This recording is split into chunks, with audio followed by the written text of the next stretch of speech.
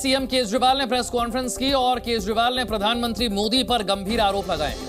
केजरीवाल ने कहा कि आम आदमी पार्टी को टारगेट किया जा रहा है। सत्येंद्र जैन और मनीष से कर लिया गया है। आम आदमी पार्टी ने पूरे देश को एक उम्मीद दी है। प्रधानमंत्री पर भी निशाना साधा। बीजेपी पर निशाना साधते हुए कहा कि गुजरात में तो अच्छे सरकारी स्कूल भी नहीं है। प्रधानमंत्री लोगों की उम्मीदों को कुचल रहे हैं। कल मुझे सीबीआई ने बुलाया है, मैं सीबीआई दफ्तर जाऊंगा। केजरीवाल अगर भ्रष्ट है तो फिर कोई ईमानदार नहीं है।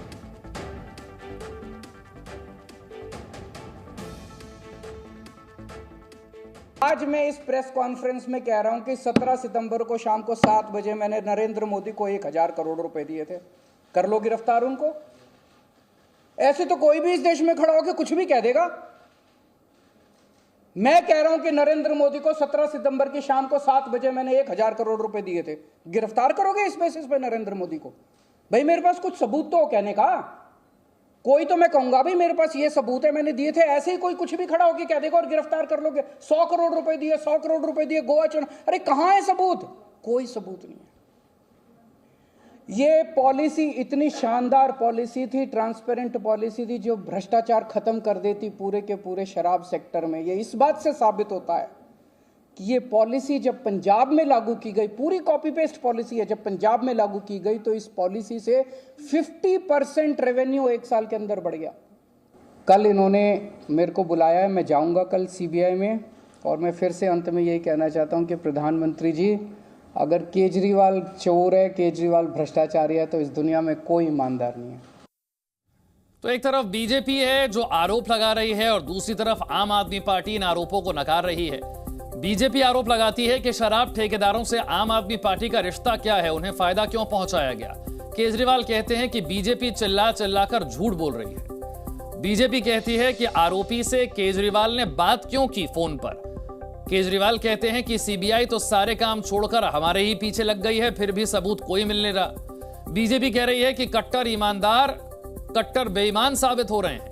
केजरीवाल कह रहे हैं कि मनीष सिसोदिया पर ईडी और सीबीआई ने कोर्ट में भी झूठ बोला है, चार्जशीट में झूठ लिखा है। बीजेपी कह रही है कि दिल्ली शराब घोटाले के किंगपिन तो खुद केजरीवाल हैं। केजरीवाल कहते हैं कि झूठ बोलकर कोर्ट को गुमराह किया जा रहा है, शराब घोटाले जैसा कोई घोटाला ही नहीं। बीजेपी कह रही है कि खुद को कट्टर ईमानदार बताने वाले जेल में क्यों हैं। केजरीवाल कह रहे हैं कि रोज हम पर झूठे आरोप लगाए जा रहे हैं। बलराम पांडे और जानकारी के साथ हमारे साथ है। बलराम, कल सीबीआई के सामने पेश होना है अरविंद केजरीवाल को और उन्होंने कहा कि अगर बीजेपी ने तय कर लिया है तो सीबीआई को कह दिया होगा और फिर सीबीआई अरेस्ट कर ही लेगी मुझे। बिल्कुल, देखिए जिस तरीके से आज अरविंद केजरीवाल ने प्रेस वार्ता में नरेंद्र मोदी पर निशाना साधा और उन्होंने कहा कि जिस तरीके से देश में जांच एजेंसियां काम कर रही हैं उस पर सवाल खड़े होते हैं, क्योंकि अगर चार्जशीट में गलत तरीके से नाम डाला जाएगा और जांच एजेंसियों को बिना किसी सबूत प्राप्त होने के बाद भी वो लोगों को गिरफ्तार करेंगे तो कहीं ना कहीं सवाल खड़े होंगे। और उन्होंने साफ तौर से कहा कि अगर 100 करोड़ रुपए रिश्वत दिए गए हैं तो उसका 1 पैसा अभी तक ईडी और सीबीआई बरामद क्यों नहीं कर पाई। उन्होंने कहा कि हम सीबीआई की पूछताछ में शामिल होंगे, जो भी सवाल वो हमारे सामने रखेंगे हम उसका जवाब देंगे। लेकिन जब ये उनसे पूछा गया कि जिस तरीके से रविवार के दिन मनीष सिसोदिया को सीबीआई ने पूछताछ के लिए बुलाया और उसके बाद उन्हें गिरफ्तार कर लिया, तो उन्होंने कहा कि अगर बीजेपी ने सीबीआई को निर्देश दिया होगा कि अरविंद केजरीवाल को गिरफ्तार करना है तो सीबीआई हमें गिरफ्तार कर सकती है। लेकिन उन्होंने साफ तौर से कहा कि दिल्ली के अंदर कोई शराब घोटाला नहीं हुआ है, सिर्फ ये कथित घोटाला तैयार किया गया है भारतीय जनता पार्टी की तरफ से, क्योंकि इसी पॉलिसी को हमने पंजाब में लागू किया और वहां पर 50% रेवेन्यू बढ़ा है। अगर ये पॉलिसी दिल्ली में सही ढंग से लागू होती तो यहां भी रेवेन्यू बढ़ता। लेकिन कहीं ना कहीं जिस तरीके से नंबर 2, नंबर 3 को गिरफ्तार करके सलाखों के पीछे भेजा गया है और उन्होंने कहा कि जिस तरीके से मनीष सिसोदिया और सत्येंद्र जैन को गिरफ्तार किया गया उसके बाद कहीं ना कहीं हम पर शिकंजा कसना था और जिस तरीके से सीबीआई ने समन जारी करके हमें पूछताछ के लिए बुलाया है उससे ये स्पष्ट हो गया है कि अब देश की जांच एजेंसियों के पास कोई काम नहीं है, उन्हें सिर्फ आम आदमी पार्टी और दिल्ली सरकार के मंत्रियों को ही गिरफ्तार करना है, क्योंकि बिना सबूत के अगर किसी को गिरफ्तार किया जाएगा तो सवाल तो उठेंगे। उन्होंने ये भी कहा कि अगर किसी के कहने पर किसी को गिरफ्तार किया जाता है तो हम कह रहे हैं कि हमने 17 सितंबर को शाम 7 बजे मोदी जी को 1000 करोड़ रुपए दिए थे, अब उन्हें गिरफ्तार करिए। क्या इतने कहने से जांच एजेंसियां उन्हें गिरफ्तार कर सकती हैं? क्योंकि मेरे पास कोई सबूत नहीं है, लिहाजा बिना सबूत बिना तथ्यों के किसी को गिरफ्तार करना पूरी तरह से गलत है। और उन्होंने इशारों में कई आरोप भी लगाए। उन्होंने कहा कि जिस तरीके से हमने दिल्ली विधानसभा के अंदर अडानी के मुद्दे को उठाया और बताया कि किस तरीके से शेल कंपनियों में जो ब्लैक मनी है वो डाली गई है, और उन्होंने ये भी कहा कि हमने सवाल किया प्रधानमंत्री से कि आखिरकार ये काला धन किसका है, इसकी जांच होनी चाहिए और जांच में जो भी तथ्य निकले उसके आधार पर कार्रवाई होनी चाहिए। और उनके बगल में संजय सिंह बैठे थे और उन्होंने इशारा करते हुए ये भी बताया कि संजय सिंह ने शाम को ही हमें फोन किया कि अरविंद जी आपने ये मुद्दा सदन के पटल पर उठाया है, तो ठीक है बलराम, मैं आपके पास लौटूंगा।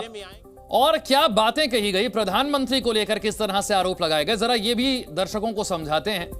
पीएम पर प्रहार किया अरविंद केजरीवाल ने कि प्रधानमंत्री ऊपर से लेकर नीचे तक भ्रष्टाचार में डूबे हैं, ये प्रेस कॉन्फ्रेंस में उन्होंने कहा कि प्रधानमंत्री मोदी लोगों की, जनता की उम्मीदों को कुचल रहे हैं। बीजेपी ने तय कर लिया है तो फिर मैं भी जेल जाऊंगा अगर बीजेपी ने सीबीआई को ऑर्डर दे दिया है। प्रधानमंत्री जवाब दें कि देश में हो क्या रहा है।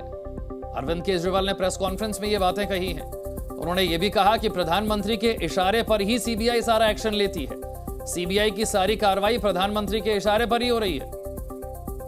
क्या कहा प्रधानमंत्री को लेकर अरविंद केजरीवाल ने, ये भी सुनिए। प्रधानमंत्री जी से पूछना चाहता हूं ये चल क्या रहा है?